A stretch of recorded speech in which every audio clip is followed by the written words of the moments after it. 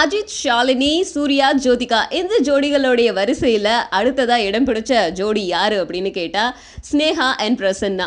2012வது வருஷம் இவங்க 2 பேருக்கும் திருமணமாச்சு. அதுல இருந்து ஸ்னேகா பிரசன்னா அப்படிங்கிற ஒரு பெயர் எந்த பக்கம் போனாலும் அடிபட்டுக்கிட்டே இருந்துச்சு. திருமணத்துக்கு அப்புறமும் 2 பேரும் ஜோடியா விளம்பரங்கள், பொது நிகழ்ச்சிகள் இது எல்லாத்துலயுமே கலந்துக்கிட்டாங்க. திரைப்படங்கள் கூட நடிக்கிறதுக்கு ஆர்வம் காட்டிட்டு வந்தாங்க. ஆனா கொஞ்ச நாளா ஸ்னேகா எந்த ஒரு நிகழ்ச்சியிலையும் கலந்துக்காம வெளி இடங்களுக்கு, பொது இடங்களுக்கு போகாம இருந்துட்டு இருக்காங்க.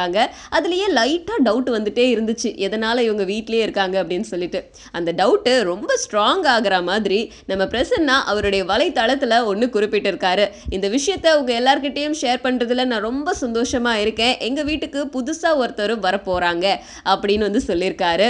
ஸோ நம்ம ஸ்னேகா ப்ரெக்னெண்ட்டாக இருக்கிறாங்க அப்படிங்கிற விஷயத்தை தான் இவர் இன்டைரக்டாக சொல்கிறாரா அப்படின்னு ரொம்ப வலுக்குது இந்த டவுட்.